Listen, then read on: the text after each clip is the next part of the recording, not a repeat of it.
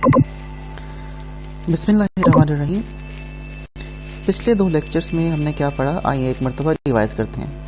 Lecture 1 में हमने ये पढ़ा था कि किसी एसिड को कब हम प्रॉपर्टी, प्लांट एंड इक्विपमेंट में क्लासिफाई करेंगे, उसके लिए कुछ कंडीशंस बताई थी। लेक्चर 2 में हमने ये पढ़ा कि जब एक मरतबा हम किसी एसिड को प्रॉपर्टी, प्लांट एंड इक्विपमेंट में क्लासिफाई करते हैं तो उसको बुक्स पर कब रिकॉर्ड किया जाएगा, उसके लिए भी कुछ हमने क्या पढ़े थे, कंडीशंस पढ़े थे। ठीक, अब एक मरतबा हमने डिसाइड करा कि उस एसिड को जो है हमने बुक्स में रिकॉर्ड करना है, तो कितनी अमाउंट से उस एसिड को बुक्स पर रिकॉर्ड किया जाएगा।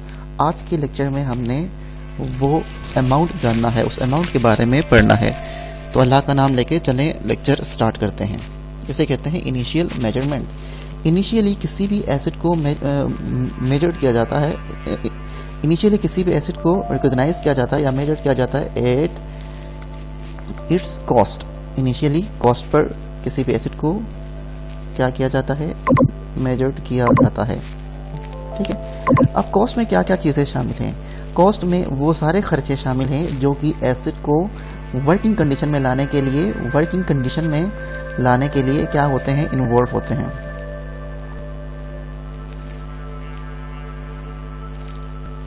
ठीक, या फिर आप कह सकते हैं कि किसी भी एसिड को यूजेबल लोकेशन या फिर यूजेबल कंडीशन में लाने के लिए जितने भी खर्चे हम करते हैं, उन सारे खर्चों को हम एसिड की कॉस्ट के अंदर शामिल करते हैं।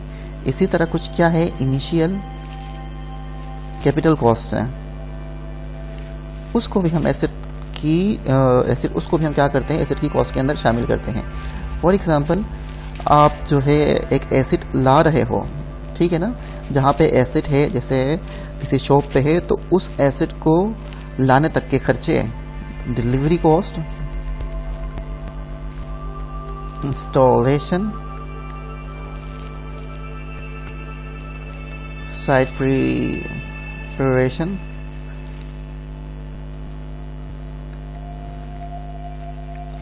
ठीक है, साइट को प्रिपेयर करने की कॉस्ट,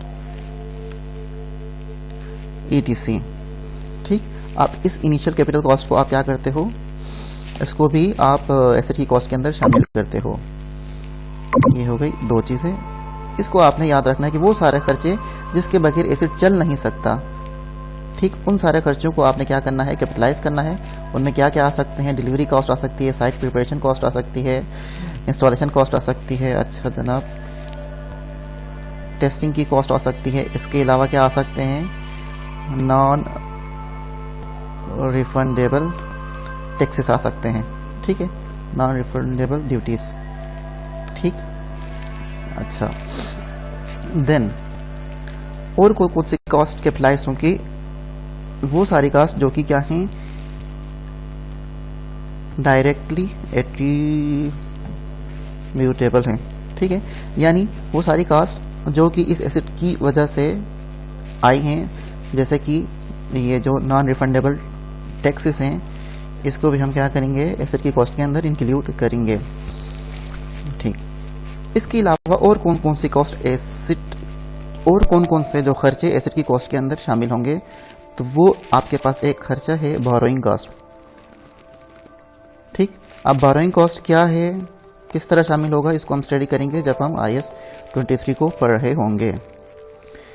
एक और इम्पोर्टेंट कॉस्ट है जिसे कहते हैं डिसमेंटलिंग कॉस्ट, उसकी प्रेजेंट वैल्यू शामिल होगी। Present value of dismantling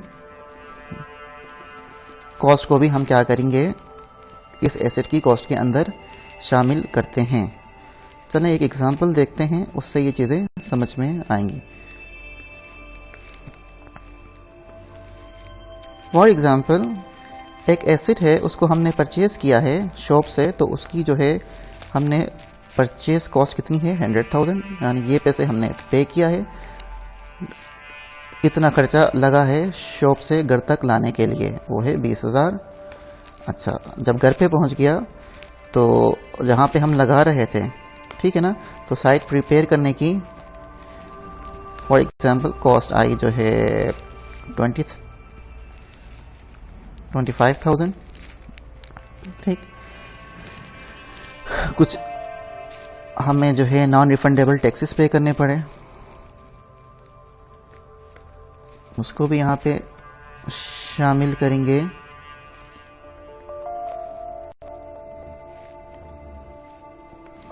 let's say वो आपके पास हैं 5000। अच्छा, देन इंस्टॉलेशन कॉस्ट है, एसेट को इंस्टॉल करने की कॉस्ट 3000।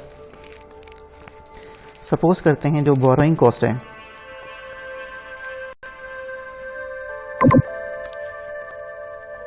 वो है 1000। इसको हम IAS 23 में पढ़ेंगे कि इसको कैसे कैलकुलेट करना है और ये क्या चीज़ है। इसको भी कैपिटलाइज करेंगे। इसको हमने कहाँ पढ़ना है, IAS 23 में इसको एक्सप्लेन करेंगे। देन एक और इम्पोर्टेंट कॉस्ट है, वो क्या है, present value of dismantling cost, वो यहाँ पे इंक्लूड होगी। ठीक, तो फिर हमारे पास एसेट की टोटल क्या आएगी, कॉस्ट। ठीक, अब इसको हम ध्यान से समझते हैं, डिसमेंटलिंग कॉस्ट को हमने कैसे फाइंड करना है। ठीक है, फॉर एग्जांपल डिसमेंटलिंग कॉस्ट है, इसको ले लेते हैं 50,000, नहीं कुछ ज़्यादा हो जाएगा, इसको हम ले लेते हैं 40,000। यानी अच्छा, डिसमेंटलिंग कॉस्ट है 40,000 और ये हमने कब पे करना है, इसको हमने पे करना है आफ्टर 10 ईयर्स। ठीक है, जिस एसेट को हमने परचेस किया था उसकी ज़िंदगी क्या है, 10 साल है। ठीक है, उसकी लाइफ कितनी है, 10 साल है, और इस डिसमेंटलिंग कॉस्ट को हमने पे करना है 10 साल बाद। अच्छा, जो इफेक्टिव इंटरेस्ट रेट है उसको ले लेते हैं 10%। ठीक, अब ये जो डिसमेंटलिंग कॉस्ट हमने 10 साल बाद पे करना है, इसकी प्रेजेंट वैल्यू को हम एसेट की कॉस्ट के अंदर शामिल करते हैं। तो प्रेजेंट वैल्यू निकालने का फार्मूला क्या है, प्रेजेंट वैल्यू निकालने के लिए हम क्या करेंगे, सबसे पहले जो डिसमेंटलिंग कॉस्ट होगी उस कॉस्ट को हम मल्टीप्लाई करेंगे, देन ब्रैकेट लगाएंगे, देन 1 लिखेंगे, देन प्लस होगा, देन इंटरेस्ट रेट, देन हम ये पावर लगाएंगे और माइनस जितने क्या है, जितने ईयर्स यानी जो टाइम पीरियड है वो लिखेंगे। अब अगर डिसमेंटलिंग कॉस्ट की प्रेजेंट वैल्यू फाइंड करना है तो यहाँ पे फाइंड कर लेते हैं present value of dismantling cost. ये देख लें, ये हमारे पास डिसमेंटलिंग कॉस्ट है 40,000। ठीक, इधर क्लिक किया, 40,000 मल्टीप्लाई, देन ब्रैकेट, देन 1 फिर प्लस। अब इंटरेस्ट रेट है तो इंटरेस्ट रेट 10% है, तो यहाँ पे क्लिक किया 10%, उसके बाद क्या है, ब्रैकेट, देन पावर और साइन माइनस कितना ईयर्स, 10 ईयर्स के लिए। ये आ गई डिसमेंटलिंग की प्रेजेंट वैल्यू। ठीक, अब ये जो प्रेजेंट वैल्यू आई है उसको यहाँ पर ला करके कैपिटलाइज करना है। ठीक, अब हम इसको सम करेंगे। ठीक, तो इनिशियली हमारे पास एसेट, फॉर एग्जांपल किसी साल के हमने स्टार्ट में लिया था, ईयर 0 में लिया था, तो वो कितने पे आया हमारे पास, 169,422, इतने जो है एसेट की कॉस्ट आई। ठीक, अच्छा, अब इस प्रेजेंट वैल्यू का क्या करना है, सबसे पहला काम हमने इस डिसमेंटलिंग कॉस्ट की अकाउंटिंग ट्रीटमेंट क्या होगी, सबसे पहले हमने डिसमेंटलिंग कॉस्ट की प्रेजेंट वैल्यू कैलकुलेट की। ठीक हो गया, अब इस प्रेजेंट वैल्यू ने क्या हुआ, एसेट की कॉस्ट के अंदर शामिल होकर कैपिटलाइज हो गई। तो जब हम एसेट की डेप्रिसिएशन फाइंड करेंगे तो ये ऑटोमेटिकली क्या होगी, डेप्रिशिएट होगी। सेकंड हमने क्या काम करना है, सेकंड काम हमने ये करना है कि जितने की प्रेजेंट वैल्यू कैलकुलेट की है उतने की एक क्या करेंगे, लायबिलिटी सेट करेंगे। लायबिलिटी कितने की सेट करेंगे, जितने की प्रेजेंट वैल्यू रिकॉर्ड किया है, हमारे केस में 15421 है। देन अब ये जो लायबिलिटी सेट किया है, इस लायबिलिटी को हमने इंक्रीज करना है। इंक्रीज करेंगे इस लायबिलिटी को, कितने से इंक्रीज करेंगे, जितना इंटरेस्ट रेट है। तो इस लायबिलिटी को हम इंक्रीज करते हैं, मल्टीप्लाई करते हैं, इंटरेस्ट रेट कितना था, 10%, ये हो गई लायबिलिटी इंक्रीज। और यहां से हम टोटल फाइंड करते हैं। ठीक, तो ये हमारे पास क्या है, टोटल। अच्छा, ये जो इंक्रीज है ये कहाँ जाएगा, इसको हम लेके जाएंगे SOCI, statement of comprehensive income. किस नाम से लेके जाएंगे, फाइनेंशियल कॉस्ट से या फिर इंटरेस्ट एक्सपेंस के नाम से इसको लेकर के जाएंगे। और ये जो टोटल लायबिलिटी है ये कहाँ पे जाएगा, स्टेटमेंट ऑफ फाइनेंशियल पोजीशन। किस नाम से जाएगा, ये जाएगा डिसमेंटलिंग प्रोविजन के नाम से। ठीक हो गया। अब हम एक्सट्रैक्ट बनाते हैं फॉर एग्जांपल ईयर 1 के लिए। ठीक, ईयर 1 के लिए हमने क्या बनाना है, एक्सट्रैक्ट बनाने हैं। तो सबसे पहले हम बनाएंगे स्टेटमेंट ऑफ कॉम्प्रिहेंसिव इनकम। तो क्या होगा, डेप्रिसिएशन। ठीक, इस केस में हमने इस केस में हमने एज्यूम किया है कि एसेट की रेजिडुअल वैल्यू क्या है, 0 है। तो डेप्रिसिएशन फाइंड करने का मेथड क्या है, हम एसेट की कॉस्ट लिखते हैं, इस कॉस्ट में से हम क्या करते हैं, माइनस करते हैं रेजिडुअल वैल्यू। और सपोज क्या है, इस केस में हमारे पास रेजिडुअल वैल्यू क्या है, 0 है। देन स्ट्रेट लाइन मेथड में डिवाइड करते हैं इसकी यूजफुल लाइफ से, और इसकी यूजफुल लाइफ क्या है, 10 ईयर्स है। तो ये आ गया पर ईयर की डेप्रिसिएशन। ईयर 1 में एसेट इतने से डेप्रिशिएट होगा।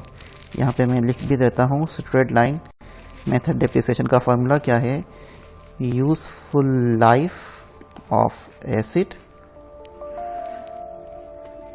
माइनस क्या होगा, रेजिडुअल वैल्यू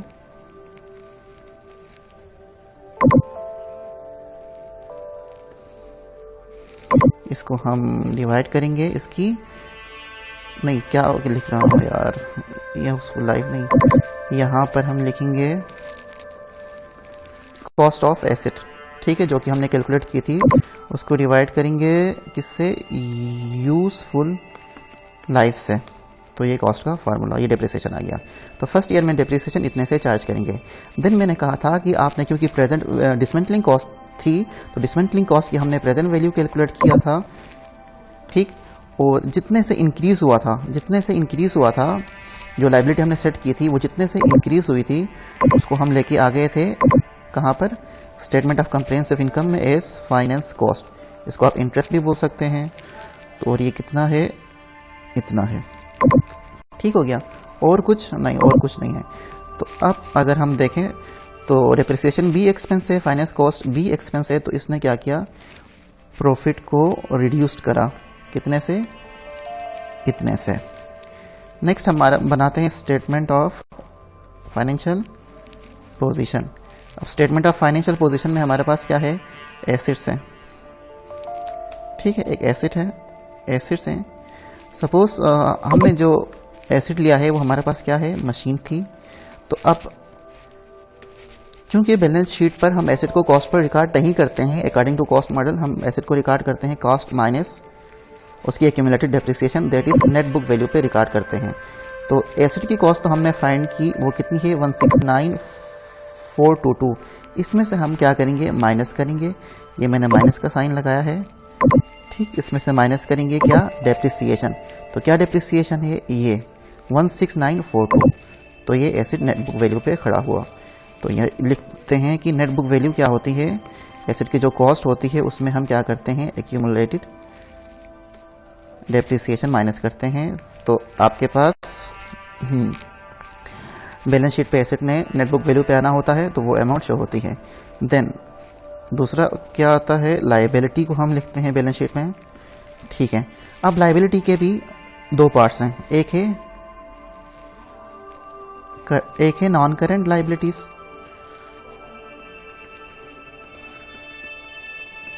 और सेकंड आपके पास है करंट।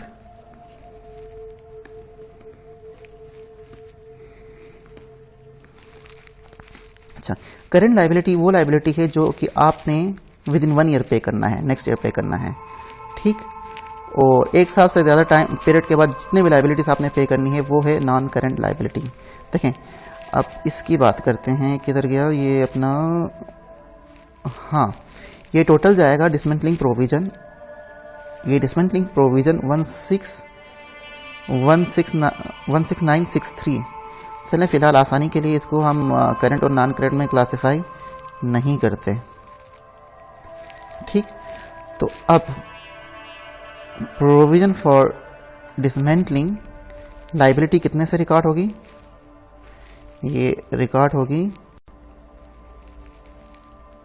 इस टोटल से, यानी जो लाइबिलिटी हमने स्टार्ट में सेट करा था ईयर 0 में, देन हमने उसको इंक्रीज किया था ओवर द पीरियड, और फिर जो टोटल आया उससे लाइबिलिटी हमारी क्या होगी, रिकॉर्ड होगी। ये प्रोविजन फॉर डिसमेंटलिंग है, ठीक है। अब हम ईयर 2 के लिए भी बनाते हैं, तो ईयर 2 में क्या होगा, जब हम ईयर 2 के लिए बनाएंगे तो ईयर 2 के लिए statement of comprehensive income, statement of comprehensive income ने, क्योंकि एसेट ने हर साल डेप्रिसिएशन, ठीक है, हर साल एसेट ने सेम ही अमाउंट से डेप्रिशिएट होना है, तो ये हमने पहले कैलकुलेट किया है, तो ईयर 2 में भी इतना ही क्या होगी, डेप्रिसिएशन। अब ईयर 2 में अगर फाइनेंस कॉस्ट की बात करें तो ये कितनी होगी, इसको हमने हर साल इंक्रीज करना है, तो पिछले साल जो लाइबिलिटी आ रही थी, पिछले साल प्रोविजन फॉर डिसमेंटलिंग कितना था, 16963, इसको को हम क्या करेंगे, इंक्रीज करेंगे। कितने से इंक्रीज करेंगे, जो इंटरेस्ट रेट था, इंटरेस्ट रेट कितना था 10%, तो आप इसको लिख दो 10% से, तो ये इंक्रीज वाला पोर्शन कहाँ जाएगा, स्टेटमेंट ऑफ कम्प्रिहेंसिव इनकम। तो अब ईयर 2 में अगर हम बात देखें तो हमारा जो प्रॉफिट है वो रिड्यूस्ड हुआ है, कितने से, इतने से रिड्यूस्ड हुआ है, प्रॉफिट रिड्यूस्ड बाय इतना। अच्छा, जब हम ईयर 2 की स्टेटमेंट ऑफ फाइनेंशियल पोजीशन को देखते हैं, तो चूंकि फाइनेंशियल पोजीशन में भी क्या आना है, एसेट ने आना है, एसेट का हमने क्या नाम रखा था, मशीन, ठीक। नेट बुक वैल्यू पे आता है, तो पिछले साल अगर हम देखें ईयर 1 के एंड पर, तो एसेट कितने पे खड़ा था, कितने नेट बुक वैल्यू पे खड़ा था, 152480। अब इसमें से हम माइनस करेंगे इस साल की डेप्रिसिएशन, इसमें से हम माइनस करेंगे इस साल की डेप्रिसिएशन, यानी ओपनिंग, क्योंकि ये ईयर 1 का, ये जो है ईयर 1 का क्लोजिंग है, तो ईयर 2 में जाकर के ये ओपनिंग होगा, तो ईयर 2 की डेप्रिसिएशन को आप जब लेस करोगे तो ईयर 2 के एंड पे एसेट की नेट बुक वैल्यू आएगी। देन है लाइबिलिटी,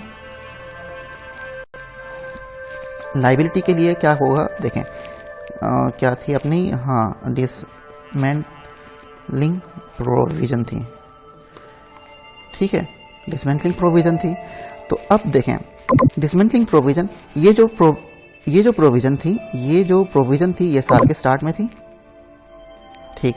अब ये नहीं, ये ईयर 1 है ना, ये ईयर 1 है, तो साल के एंड पे, ईयर 1 के एंड पे लाइबिलिटी इतने पे खड़ी थी, तो ये नेक्स्ट ईयर में जाके ओपनिंग होगी इतनी। अब ओपनिंग तो नेक्स्ट ईयर में ये लाइबिलिटी इंक्रीज हुई है, फाइनेंस कॉस्ट से इतने से इंक्रीज हुई है, तो इन दोनों को हम क्या करेंगे, ऐड करेंगे, इन दोनों को हम क्या करेंगे, ऐड करेंगे, पिछला प्रोविजन प्लस इस साल जो फाइनेंस कॉस्ट है, उन दोनों को ऐड करेंगे, तो जो लाइबिलिटी आएगी उसको बैलेंस शीट पे ले जाएंगे, ठीक। ये है ईयर 3, ईयर 2। अब ईयर 3 के लिए भी कैलकुलेट करते हैं ताकि चीज़ें और अच्छे से समझ में आ सके। तो ईयर 3 के लिए अगर हम बात करें और स्टेटमेंट ऑफ कम्प्रिहेंसिव इनकम बना दें, तो डेप्रिसिएशन कितने से रिकॉर्ड होगा, सेम, उसने तो चेंज होना नहीं है इसी से। अब फाइनेंस कॉस्ट, इसको एक मरतबा फिर गौर से देखना, तो फाइनेंस कॉस्ट किस पे रिकॉर्ड होगा, इसको हर साल बढ़ाते हैं पिछले साल की क्लोजिंग प्रोविजन से, यानी तो पिछले साल ईयर 2 की अगर हम बात करें, तो ईयर 2 में ये फाइनेंस कॉस्ट ना, ईयर 2 में डिसमेंटलिंग की जो प्रोविजन हमने रिकॉर्ड करा था वो कितना था, 18660। इसको हम बढ़ाएंगे कितने से, इंटरेस्ट रेट से, जो कि हमारे पास है 10%। तो जनाब इसको सम करेंगे, ये हमारा क्या है, प्रॉफिट रिड्यूस्ड हुआ है इतने से, ठीक। अब हम जब स्टेटमेंट ऑफ फाइनेंशियल पोजीशन की बात करेंगे ईयर 3 की, तो उसमें क्या आएंगे, एसेट्स, ठीक। एसेट्स में हमारे पास क्या है, मशीन। इसको फाइंड करने का मेथड क्या है, पिछले साल का क्लोजिंग है, ये 135,537 क्लोजिंग है, तो ये इस साल का ओपनिंग होगा। जब इस साल का ओपनिंग होगा तो इस साल के ओपनिंग में से हम इस साल की डेप्रिसिएशन को लेस करेंगे, तो ये एसेट आकर के बुक वैल्यू पे आया। फिर लाइबिलिटी क्या थी हमारे पास? Dismantling provision. इसके लिए क्या करना था? ये पिछले साल की क्लोजिंग है, तो ये ईयर 2 की क्लोजिंग है, तो ये ईयर 3 की ओपनिंग होगी। और ईयर 3 की ओपनिंग में हमने कुछ इंक्रीज भी किया था 1866 से, तो ये मिला के हमारे पास क्लोजिंग लायबिलिटी आएगी। अब ईयर 4 में आप क्या करोगे? ईयर 4 में सेम डिप्रिसिएशन क्या होगी? यही होगी। अच्छा, फाइनेंस कॉस्ट क्या होगी? फाइनेंस कॉस्ट क्योंकि ईयर 3 के एंड पे इतनी थी, तो इसको जब हम मल्टीप्लाई बाय 10% करेंगे तो ईयर 4 की फाइनेंस कॉस्ट आएगी। देन उनको जब सम करेंगे तो नेट प्रॉफिट इतने से रिड्यूस होगा। ठीक, एसेट की बुक वैल्यू फाइंड करने के लिए क्या करेंगे? ईयर 4 में ईयर 3 में जो बुक वैल्यू है उससे माइनस करेंगे ईयर 4 की डेप्रिसिएशन, जो कि इतने ही हो गए। एंड डिसमेंटलिंग प्रोविजन के लिए क्या करेंगे? ईयर 3 में जो प्रोविजन हमने रिकॉर्ड किया था एंड पे, वो ईयर 4 का ओपनिंग होगा, ये ओपनिंग होगा। और उस ओपनिंग के साथ वो जो ईयर 4 में हमने फाइनेंस कॉस्ट फाइंड करा है उसके साथ ऐड करेंगे तो क्लोजिंग प्रोविजन आएगा। होप आप लोगों ने ये चीज़ें अंडरस्टैंड किए होंगे। आए एक मरतबा हम इस डिसमेंटलिंग कॉस्ट और इसको हम बुक से रीड कर लेते हैं।